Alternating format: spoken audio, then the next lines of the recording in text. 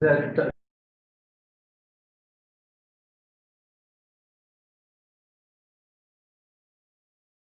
music first. Okay, I'll call the Columbia County Land Bank meeting to order. Chair Morrell, oops, I'll call it. Roll call, Chair Morrell, Here, Supervisor Matt, Here. PJ Killer, absent. Supervisor Adams, Here. Suzette Boogie, absent, Patrice Perry, Here. and Chris Watts. That is a quorum.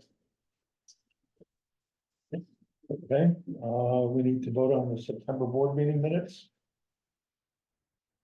Motion to approve. I'll second. Sure, second, Brenda, all in favor? Aye. Opposed, carried. Acquisition policy, Chris.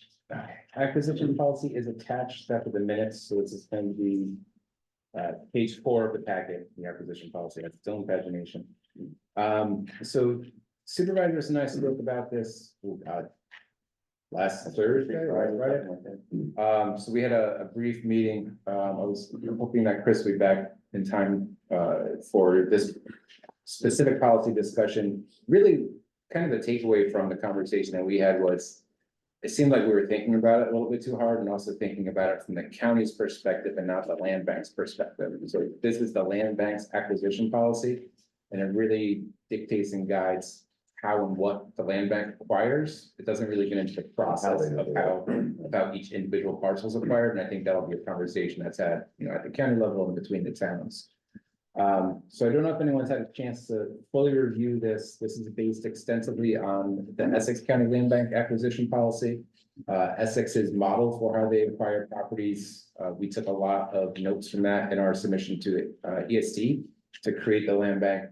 And basically it speaks to checking with individual town and village boards regarding properties on the foreclosure list that they might want to see transferred into the land bank for some type of directed development. So we took a lot of notes from that. A lot of what is in this acquisition policy when it references certain aspects of public authorities law or New York State not-for-profit corporation law, those are derived directly from the guidelines of either public authorities or nonprofits. There's not a lot of wiggle room there. I think the questions that came up during our conversation, and supervisors, correct me if I'm wrong, there's a bit about, there's a piece that I added. So the very last page is letter L. I added, I think we pulled that in from Livingston County's acquisition policy. Yeah. Basically that speaks to, it's not incumbent upon the land bank to provide some sort of tax exempt certification to anyone that donates parcels. That's really up to the donor to speak to their own legal counsel. And then we can basically give them a letter that, hey, we're a 501c3 and you donate property to us. We're not going to tell someone what the valuation of their property is.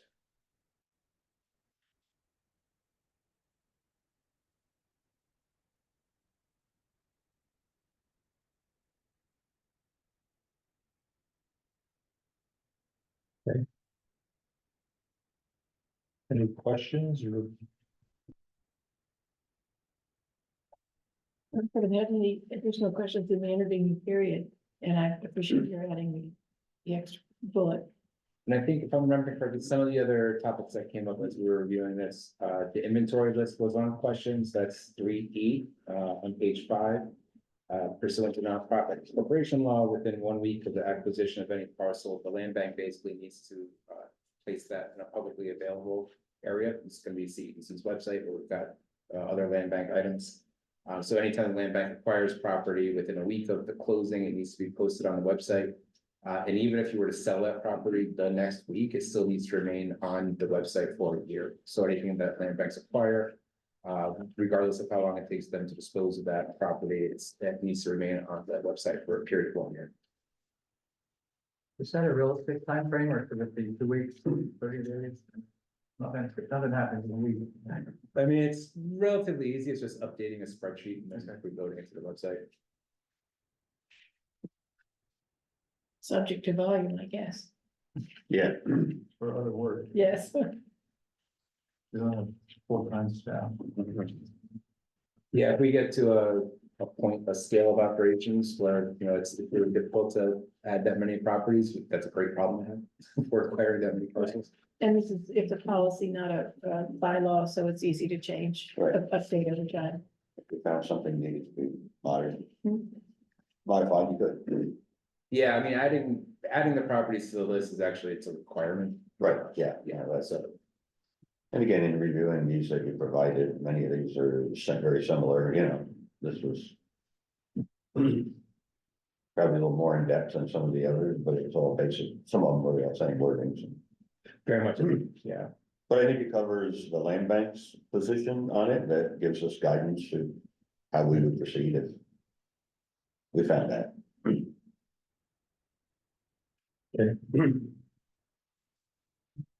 I'll make a motion to adopt that policy as written, thank Chris for his work on that. I would second that. Discussion? All in favor? Opposed? Carried. Next for discussion is VRIP. Right, so this is the vacant rental improvement program. We talked about this a couple times, what the land bank's role might be in it. There's a bit of an update here, and the supervisors have heard this during a housing task force meeting. So initially, the thought there was Galvin, as the rural preservation company for all of Columbia County, they were interested in applying for this program and just running it at the Columbia County level, not just in Hudson and the various towns and villages as well. They had some real internal questions about capacity. So a few weeks ago was the Rural Housing Coalition's annual conference in Lake George. Someone from Galvin was there, someone from Rupco was there, I was there, and then a bunch of representatives from New York State. So kind of through conversations over the few days we were there, Rupco is going to take the lead on applying for the vacant rental improvement program in all of the counties that they're currently administering the accessory dwelling unit program, which is only 3 counties. So that's us, Ulster, and Orange. So they'll apply for, I believe, well, they've already applied for, the deadline was 2 weeks ago. So they applied for the maximum request amount, which is $5 million, and then it will be up to basically individual counties to try to get landlords into the program, should Rupco win the award. What we didn't talk about was what the split would be. Yeah, I don't know that there's going to be. I don't know that upfront Rupco has an idea of what their split will be, and if they want to base it on population, if they want to base it on population of renters. Not first come, first serve. Yeah, I'm hoping that it's not first come, first serve. Obviously, we're at a competitive disadvantage with those counties because they have Newburgh, they have Kingston. Right, We don't have anything. and they like have that. a lot of established capacity that we don't have. Right, and I think the idea there to maximize the capacity of those 2 organizations is for Rupco to kind of take a lot of the reporting requirements of the grant program upon themselves. And then their local contract lead would basically be Galvin. That way Rupco doesn't have to actually be physically on site for all of these capital projects. And Galvin has the resources to be the contractor. They do, think and they have enough local contractors, they can get it done. Their capacity issues are more on the administrative side than the actual boots on the ground side. So the concept there is still for the land bank budget, which I don't have included on here, but we should touch on. The land bank capital budget to include a line item that would supplement the vacant rental improvement program grant. I don't know if we want that to be a separate line item or just have a line item that is home rehabilitation, and we'll carve some of that out. Because now we have a little bit less control over how many potential landlords might be participating in the program. We probably won't know the answer to that before we submit the application for land bank capital funds. So I think we just want a line item that just says. Keep it down. And not attach it specifically to the BRIC Can program. we code it? We don't know that they're gonna get this one, Right, No, we think, there's a good chance. I think internally we can code it. We had spoken last time about actually having 2 budgets. One that includes if we win BRIC and one, if we don't. I'm comfortable.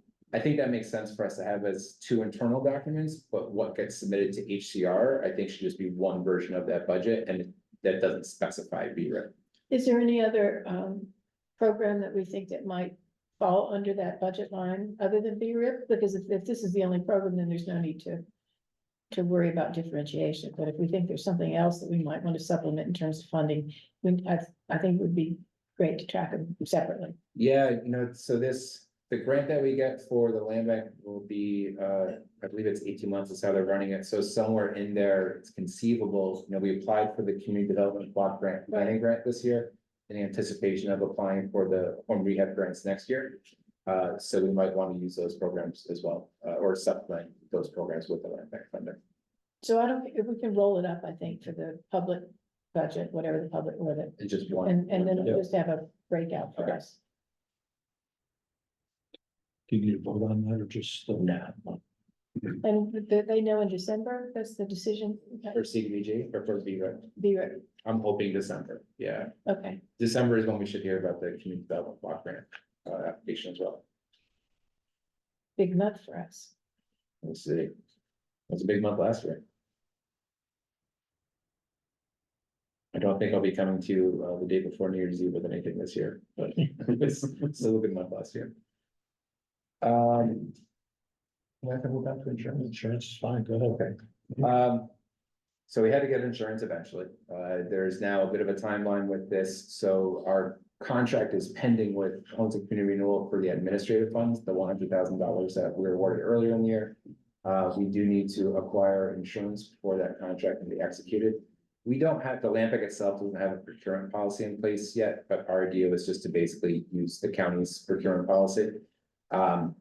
The insurance coverage is fairly robust. It's general, it's liability, it's directors and officers. It also may include workers' compensation. We're trying to get some clarity there. If we have no plans to hire anyone in the next year, do we need this now? But even with workers' compensation, this should come in under $5,000 annually. We have similar policies for the IDA and for CDBC, and they're both under $5,000. That's great. But we'll go out to, I think what'll happen is, once you have people on staff and you have properties, it'll go up. If you're trying to buy a property, you're gonna have to add it to the policy. That's what we're all doing now, is doing our property and updates for our insurance and equipment inventories. One upshot there is if you're just acquiring, I won't say just, but if you're really focusing on vacant lots, that's relatively low. Those are, a couple $100 a year for those policies typically.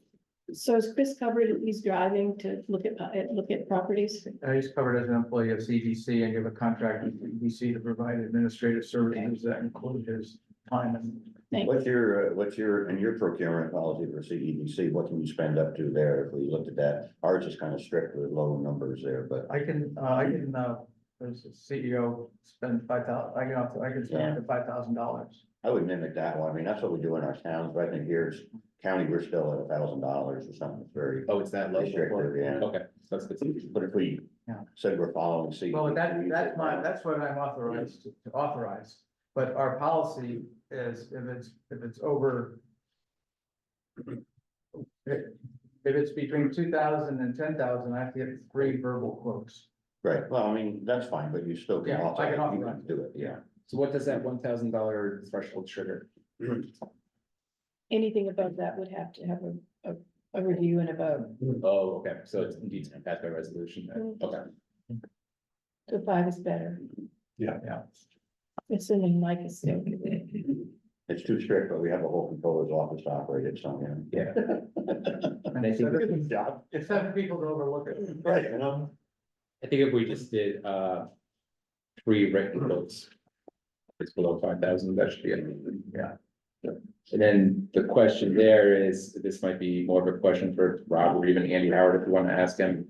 Years ago, before COVID, before there were more state regulations about remote meetings. You used to be able to vote via email if there was no discussion as a nonprofit board, so someone could just send an email out and say, here's a vote, yay or nay. And if there was any discussion, it had to be moved into a regular meeting. I don't believe that's true That's true anymore. for not-for-profits, but not for public authorities that are not-for-profits. And which is the land bank? But, Both, okay. yeah, We're creature of the county. so then we'll have to shoot for the November meeting for. Well, but if it's under, if the group today approves a $5,000 expenditure, we don't have to get the insurance approved. That's what they're saying. That's fair. And that would be that authorized by the reviewed and approved by the president of CEC, so you're. Right, yeah. under the administrative contract. I'd be happy with that kind of language. So we'll- Publish. Mhm. Do a page amendment to the administrative contract. Still gonna get a couple We're gonna ask purple you quotes anyway. or something, you know, so. We're gonna ask you, And then those are the last two pieces for the For the contract, yeah. insurance and acquisition policy.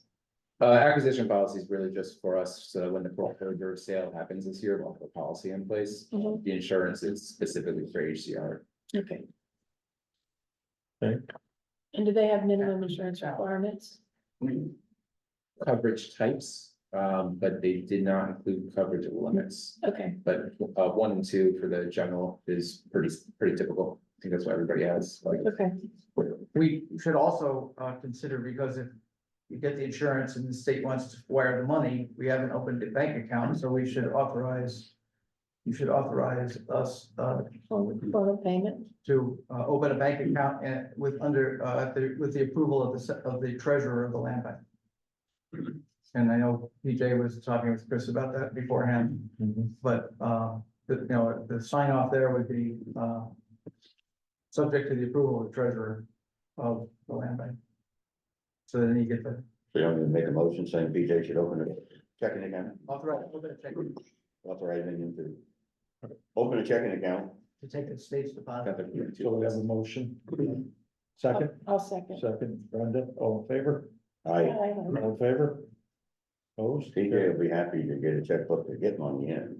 That was for the checking account. Something new to him. Okay, and then do we want to have a second vote for, the executive director of CDC can procure insurance services as long as they do not exceed $5,000 per annum?